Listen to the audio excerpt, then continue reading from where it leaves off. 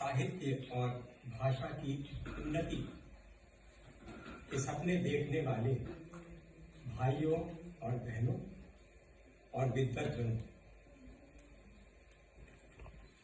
दिनकर जी पर बोलने का यह मौका मेरे लिए जिंदगी का एक यादगार पल है और इसके लिए मैं धन्यवाद देना चाहता हूं उनके पौत्र श्री ऋत्विक उदयन जी को और अपने नेतरहाट विद्यालय के अभिन्न मित्र और लगभग सहपाठी डॉक्टर विभाष मिश्र को। बहुत धन्यवाद हिंदी शिक्षा परिषद, कथा यूके, नेहरू सेंटर यूके, भारतीय उच्चायोग यूके, जिन्होंने इस सभा का आयोजन किया है।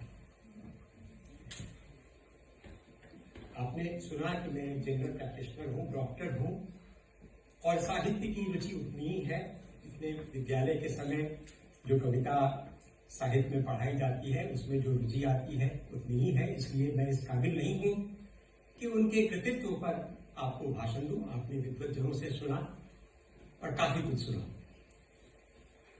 मैं यहां इसलिए खड़ा हूं कि मेरा दिनकर जी से पारिवारिक रिश्ता है और वह रिश्ता है मेरे पिता स्वर्गीय प्रोफेसर दामोदर ठाकुर जी के द्वारा, जो एक अंग्रेजी के प्रोफेसर थे।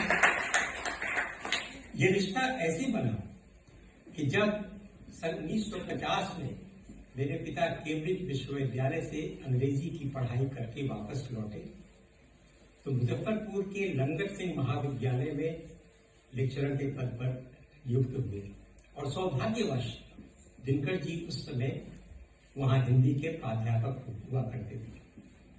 दोनों ने खूब बनी, स्टाफ रूम में बैठकर साथ साथ बातें करते थे और उन्होंने अपने इस पुस्तक में संस्मरण में दिनकर जी पर कुछ पन्ने लिखे हैं और मैं आपको पढ़ के सुनाता हूं।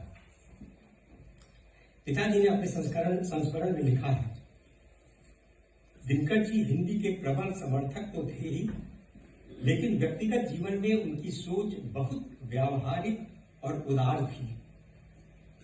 एक बार उन्होंने मुझसे कहा, आप निराला पर कुछ लिखिए, हिंदी में लिखना मुश्किल लगे तो अंग्रेजी में लिखिए। देखिए उनकी उदारता। अनुवाद मैं खुद कर लूंगा। बात मुझे लग गई और शीघ्र ही मैंने हिंदी में अपना पहला लेख लिखकर उन्हें दे दिया। बहुत दिनों बाद दिल्ली से भेजा गया उनका पत्र मुझे मिला, डॉक्टर लक्ष्मीचंद जैन के पत्र के साथ, जो उस समय ज्ञानपीठ पुरस्कार समिति के पदेन सचिव हुआ करते थे। वे चाहते थे कि ज्ञानपीठ पुरस्कार को स्वीकार करते समय उनके भाषण का अंग्रेजी अनुवाद मैं कर दूं। मैंने शीघ्र ही भेज भी दिया। उनकी कुछ कविताओं का अनुवाद मेरे छोटे भाई श्री मधुसूदन ठाकुर, वो खुद भी अंग्रेजी के प्रोफेसर थे, उन्होंने किया था। अनुवाद दिनकर जी को बहुत पसंद आए थे, लेकिन दुर्भाग्यवश उनके संपर्क में कमी आने से अनुवाद का वह क्रम बहुत दिनों तक नहीं चल सका। अच्छा होता यदि उनकी लंबी कविताओं का अनुवाद उनके जीवन काल में ही हो गया होता। शायद अब भी देर नहीं हुई है और मैं आज इसी बात पर जोर देना चाहता हूं। गुरुदेव रविंद्रनाथ ठाकुर की विश्व में शायद इतनी प्रसिद्धि नहीं होती यदि विलियम बटलर येट्स ने उनको नहीं जाना होता। कमी है आज एक येट्स की, जो दिनकर को जाने, जो निराला को जाने, जो प्रेमचंद को जाने और दुनिया भर में उनकी कृतित्व को फैलाए और साहित्य को पहचानने वाले दुनिया भर की हर भाषा में है, हर भाषा में लोग हैं, हर भाषा का अपना इतिहास है, अपनी समृद्धि है और हमें चाहिए इस मंच से इस बात पर जोर देना और इस मुहिम को आगे बढ़ाना कि सिर्फ हम अपने आप में बातें करें, यादें करें, ये बहुत अच्छी बात है, लेकिन हम सभी जनों को अपनी समृद्धि का परिचय कराएं और इस बात को फैलाएं, आगे तक ले जाएं।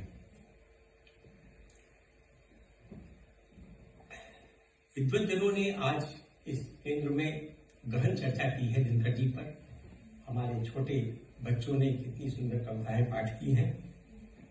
मैं तो इतना ही कर सकता हूं कि विद्यालय दिनों से जिन कविताओं की पंक्तियां मानस पटल पर गूंजती रही हैं, उनमें दिनकर जी शायद सबसे आगे हैं। दो न्याय अगर तो आधा दो, पर उसमें भी यदि बाधा हो, तो दे दो केवल 5 ग्राम, रखो अपनी धरती तमाम। ऐसी पंक्तियां हैं जो भूले नहीं बुलाती, रोंगटे खड़े हो जाते हैं। दूसरा संयोग पारिवारिक ऐसा हुआ कि पिताजी तबादले के बाद जब सन 1967 में पटना विश्वविद्यालय से भागलपुर विश्वविद्यालय गए, तो हम लोगों को बनेली के उसी छावनी कोठी में रहने का मौका मिला, जिसमें दिनकर जी भागलपुर विश्वविद्यालय के उप कुलपति के रूप में थोड़े दिन पहले रह चुके थे। और मेरे लिए सोचिए कितने गर्व की बात है, मैं उसी घर में रहा जिसमें दिनकर जी रह चुके थे। उसकी भी एक रोचक कहानी है जो मैं फिर पढ़ के सुनाता हूं। कोट पिताजी ने लिखा है, जिस समय दिनकर जी भागलपुर विश्वविद्यालय के उप कुलपति थे, मैं काठमांडू से लौटकर पटना विश्वविद्यालय में कार्यरत था। उसी समय मैंने अपनी पहली आलोचनात्मक पुस्तक द कांस्टेंट परसूट का प्रकाशन कराया और उसकी एक प्रति दिनकर जी को भी भेजी। जब उनका उत्तर आया तो मुझे अत्यंत संतोष हुआ। मेहनत के काम का कोई योग्य पढ़ने वाला मिल गया। कुछ दिनों के बाद उन्होंने मुझे भागलपुर विश्वविद्यालय के रीडर के पद पर आने का निमंत्रण दिया। वे लिखते हैं, कुछ सरकारी झमेलों के कारण, कुछ इसलिए कि मैं पटना विश्वविद्यालय में यूनिवर्सिटी प्रोफेसर पद का प्रत्याशी था, मैं तब भागलपुर नहीं गया। आखिर मैं भागलपुर गया, मगर उनके भागलपुर से चले जाने के बाद में पछतावा होता रहा। कुछ दिन उनके साथ रहता, शायद मैं कुछ कर पाता, और वे इतनी जल्दी वाइस चांसलरी छोड़कर नहीं जाते। सही बात मौका चूक जाने के बाद ही दिखाई देती है। अनकोट।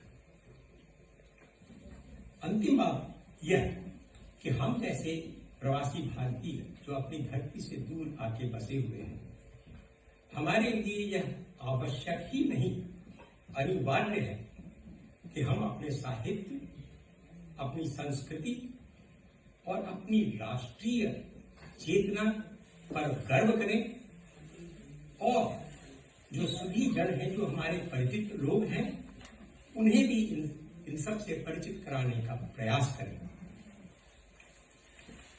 इस जगह का महत्व यह है कि ये सारी दुनिया की हर तरह की राजधानी है। आज से नहीं, 100-200 सालों से है। देखिए, दिनकर जी की डायरी की एक पंक्ति मैं पढ़ के आपको सुनाता हूं। ये है पंक्ति 26 मई 1971 में लंदन प्रवास के दौरान। वो लिखते हैं, इंग्लैंड की व्यवस्था अद्भुत है, लोग बहुत सभ्य हैं, व्यक्तिगत स्वतंत्रता को यहाँ बहुत महत्व दिया जाता है, जनता सरकार की तानाशाही बर्दाश्त नहीं कर सकती। तो हम ऐसे सौभाग्यशाली हैं कि आज उस जगह पर खड़े होकर उनको हम याद कर रहे हैं। कितनी शांति उनकी आत्मा को आज मिलती होगी कि हम इस प्रयास में जुड़े हैं। आज इस मंच से मैं सभी सुधीजनों का आह्वान करता हूं कि हम इस प्रयास में तन मन धन से लगकर इसे आगे बढ़ाएं। और मैं जानता हूं कि यह काम कठिन है, लेकिन जब कोई काम कठिन लगे तो हमें दिनकर जी को याद करना चाहिए। है कौन विघ्न ऐसा जग में, टिक सके वीर नर के मग में, खब ठोक ठेलता है जब नर, पर्वत के जाते पांव उखड़, मानव जब जोर लगाता है, पत्थर पानी बन जाता है। इन शब्दों के साथ मैं दिनकर जी को अपने श्रद्धासुमन अर्पित करता हूँ और हिंदी भाषी के सभी अनुयायियों, समर्थकों को अपनी शुभकामनाएं अर्पित करता हूँ।